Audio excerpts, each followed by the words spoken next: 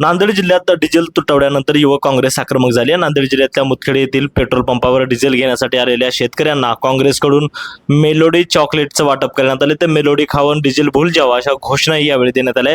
Melody chocolate वापर करून युवक काँग्रेसनं केंद्र सरकारचा निषेध केला। तर देशात इंधन टंचाई निर्माण असताना पंतप्रधान नरेंद्र मोदी इटलीच्या पंतप्रधानांना मेलोडी चॉकलेट देऊन भारतीयांचा अपमान करत असल्याचा आरोप कार्यकर्त्यांनी केलाय।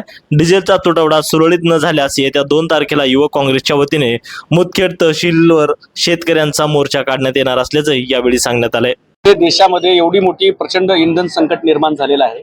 आज आपण या पेट्रोल पंपावरती बघितलं की लांबच्या लांब सकाळी 5 वाजतापासून शेतकऱ्यांच्या रांगा लागलेल्या आहेत, कारण त्यांची शेतीची कामं झालेली नाहीयेत।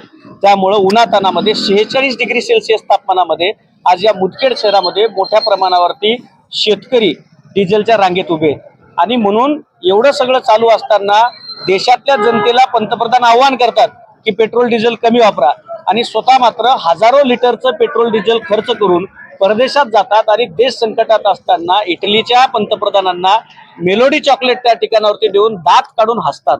हे या देशातल्या कोट्यावधी लोकांचा अपमान आहे। म्हणून त्याचा निषेध म्हणून युवक काँग्रेसच्या वतीनं आज या ठिकाणावरती आम्ही मेलोडी चॉकलेट वाटून या ठिकाणावरती त्यांचा निषेध केलेला आहे। नंबर 1। नंबर 2, हा मुदखेड तालुका भोकर विधानसभेत येतो। माजी मुख्यमंत्री अशोक चव्हाणांनी याचं नेतृत्व केलेलं आहे। त्यांच्या कन्या श्रीजया चव्हाण इथल्या आमदार आहेत। आज त्यांचा वाढदिवस आहे आणि त्या तिकडं जोमात साजरा केला जात आहे त्यांच्या कार्यकर्त्यांच्या वतीनं। आणि त्यावेळेला उन्हातानामध्ये इथं शेतकरी डिझेलच्या प्रतीक्षेमध्ये मात्र कोमात चाललेला आहे। ही मतदारसंघाची परिस्थिती आहे। त्यामुळे भारतीय जनता पक्षाच्या सरकारला सामान्य शेतकऱ्याचं घेणं देणं नाहीये।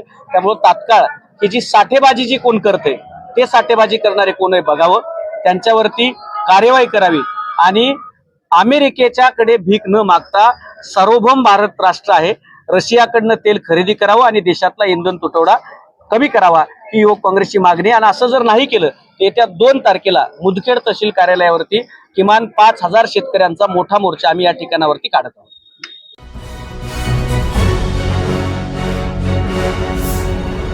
Thanks for watching Ekmat Digital.